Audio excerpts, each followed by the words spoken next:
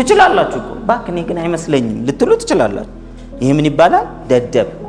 ኩረጃ ትምህርት ቤት ነው የማይቻል። ስኬታማ መሆን ከፈለጋችሁ እዚህም አትበሉ። ስኬታማ ብላችሁ የምታስቡትን ሰው እዩና መርሆቹን ኮፒ አድርጉ። መርሆቹን ሰውየውን አይደል ኮፒ የምታረጉት።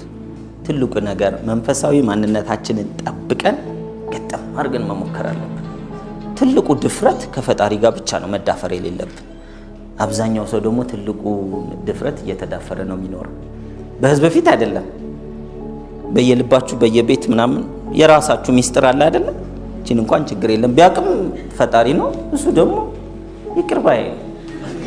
አረ ማስተዛዘኛ አለን እኮ ይቅር ባይ ነው። ስለዚህ እናጥፋና ይሄ ልንሞት ስንል እንደምንጸድቅ የማሰብ ነገር በልባችሁ አለ ወይስ የለም? አንድ ቀን ድምስስ አደርገዋለሁ ይቅርታ ስለው እሺ ይለኛል ሳንል ድፍት ብንልስ እናንተ አይደል? ስለዚህ ለዛ ነው ለመጠንቀቅ ምን ያስፈልገናል? የመጽሐፉ ርዕስ ራሱ ይሄ ነው፣ the 7 spiritual laws of success። ደስ አይልም?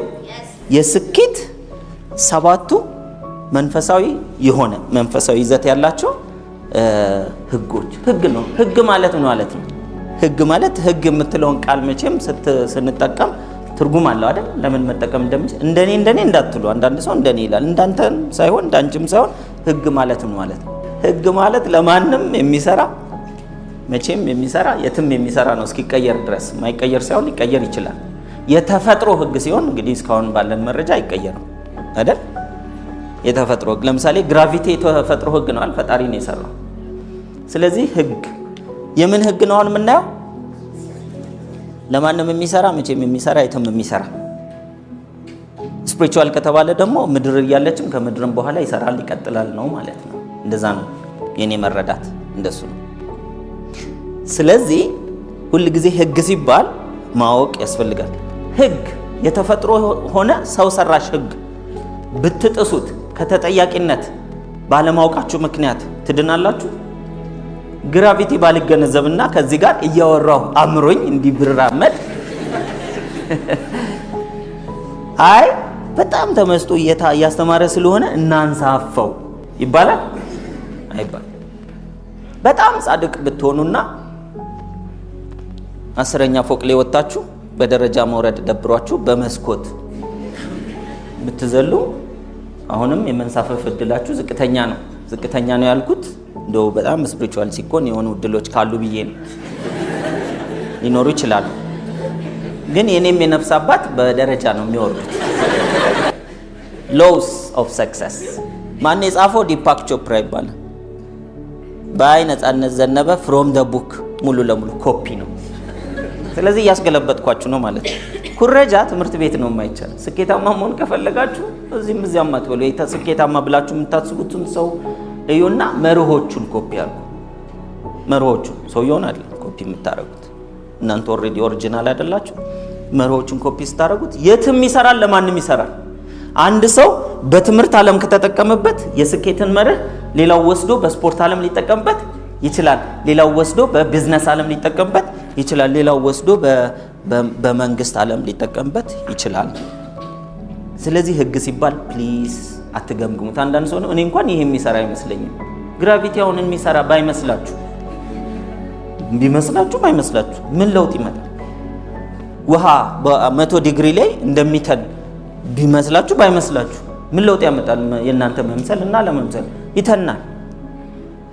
ከዛ ሰማይ ላይ ሄዶ ረግቶ ነው ቀዝቅዞ እንደሚዘንብ እኔ አይመስለኝም ብትሉስ ትችላላችሁ እኮ። ባክኔ ግን አይመስለኝም ልትሉ ትችላላችሁ። ይሄ ምን ይባላል? ደደብ። ደደብ መሆን መብት አለን የለን? አቤት የመሰለኝ ማአት። ኢትዮጵያውያን እኮ በመሰለኝ ነው የምንኖረው። መሰለኝ ደግሞ ሲባል በጥርጣሬ መሰል በእርግጠኝነት ነው የሚመስለኝ። ኧረ ተው፣ ሰው እርግጠኛ መሆን ያለበት ቢያንስ ፕሩፍ ያደረገው ነው አይደል? ፕሩፍ ማድረግ ግን ኤክስፒሪየንስ ማድረግ ማለት አይደለም። አንዳንድ ሰው ንግድ ይጀምርና ፌል ሲያደርግ ባክ ይሄ ነገር የሚያዋጣው ለውሸታም ሰው ነው እና እውነተኛ ስለሆነ ነው የወደቀው። ለምንድን ነው? ህጉን ስላልተከተለ። ይሄንን ሁሉ የምታያቸውን ኮከቦች የፈጠረ፣ ይሄን ሁሉ ሰው የፈጠረ፣ ይሄን ሁሉ ጫካ የፈጠረ፣ ይሄን ሁሉ መሬት ምናምን የፈጠረ፣ ይሄን ፀሐይ የፈጠረ ይሄንና እናንተም ፍላጎት ወደ መሬት የማምጣት አቅምና ብቃትም አለው። ፍላጎቱን ግን አቅምና ብቃት አለው ማለት እኔና እናንተ ዲቫይስ ነን። ይሄ ዲቫይስ ምን መሆን አለበት? ሃየር ፍሪኩዌንሲ ውስጥ ሆኖ ከፈጣሪ ጋር ኮኔክት አድርጎ ምን ማድረግ አለበት? ወደ መሬት እንዲገለጥ ማድረግ መቻል አለበት። ያንን ለማድረግ ነው እንግዲህ ፒውር ኮንሽስነስ ውስጥ መግባት አለብን። ፍሪኩዌንሲያችንን ከፍ ማድረግ አለብን የምንለው ማለት ነው። ስለዚህ የመጀመሪያው ፒውር ፖቴንሻሊቲ የምንለው በጣም ወሳኝ ነው ማለት ነው። እስከዛሬ ለስኬት የምታውቁትን ነገር በደንብ የሰራችሁ ትኖራላችሁ አይደል? ማጥናት ከሆነ ማጥናት፣ ማንበብ ከሆነ ማንበብ፣ ወጥቶ መነገድ ከሆነ መነገድ፣ ይቅርታ መጠየቅ ከሆነ መጠየቅ፣ ሌሎችም ብቻ በትግል ብዙ ነገር ሰርተናል። ግን ምን ይሆናል? የተከፈተው ቻናል 91.1 ላይ ብቻ ነው ያለው። 90.1 ላይ ነው ያለው ቻናሉ። ምን ማለት አለበት? ከፍ ማለት አለበት። ከፍ ለማድረግ ፒውር ፖቴንሻሊቲ ውስጥ ካልገባን ኢትስ ኢምፖሲብል፣ አይቻልም። ማዳመጥ ማለት ነው። እኔ 96.3ን ሬዲዮ ማዳመጥ ፈልጌ ሬዲዮ ግን 90.1 ላይ ከሆነ ያለው ልሰማው አልችልም። ለምን አልሰማሁትም ብዬ ቻናሉን ፍሪኩዌንሲውን ማለት የሬዲዮን የሪሲቨሩን ፍሪኩዌንሲ ወደ 96.3 እስከቀይረው ድረስ ምንም ነገር ባረገው ሬዲዮን ያንን ቻናል ላይ የሚተላለፈውን መልእክት መረጃ ሊሰጠኝ አይችልም። በህይወታችሁ ላይ ብሮድካስት እየተደረገ ያለው እየተገለጠ ያለው እየሆነ ያለው ሰዎች የሚያረጉባችሁ አካባቢ ያለ ነገር አረገብኝ ያደረሰብኝ የምትሉት በደል ወር ደግሞ እየመጣላችሁ ያለ እድል በሙሉ because of the channel you are in ያላችሁበት ቻናል ነው። በተመሳሳይ መሬት ላይ ብንኖርም በተለያየ ፍሪኩዌንሲ ውስጥ ግን እየኖርን ነው። ካጠገባችን ያሉ ሰዎች ልብ አድርጉ፣ ፍሪኩዌንሲያችሁ ሲቀየር አጠገባችሁ ያሉ ሰዎች ራሱ ይቀየራሉ። ምን ነው ተቀይረሃል ነው የምለው የመጀመሪያው ነገር። ወደ ጥሩ እያደገም ግን ተቀይረሃል ግን ከበፊቱ ነው። ስለዚህ አካባቢያችሁም ራሱ ይይዛል ማለት ነው። ከውስጣችን ጀምረን አካባቢያችንን መቀየር እንችላለን። the ego is influenced by objects outside the self። ኢጎአችን ያው እንግዲህ በማይንዳችን ውስጥ ያለ ኢጎ ማለት ለኔ ብቻ የሚለው እኔና እናንተና የሚለው እየለየ የሚኖረው ሰርቫይቭ ለማድረግ የሚረዳን ከሰዎች ጋር ግን ዩናይት ለመሆን የሚከብደን ነገር ማለት ነው። the ego is influenced by objects outside the self። ኢጎ ከውጭ ባለው ነው። እናንተ የሆነ አዲስ ልብስ ገዝታችሁ ማለት ነው የገዛችሁት በ1000 ብር ከሆነ ሌላ በ10000 ብር የገዛ ሰው ይመጣል። እናንተ ያንን እስክታዩ ድረስ ደስተኛ ነበራችሁ። ልክ ዋጋውን ሲነግራችሁ የእናንተ ልብስ ኩሽ ምን ትላለች?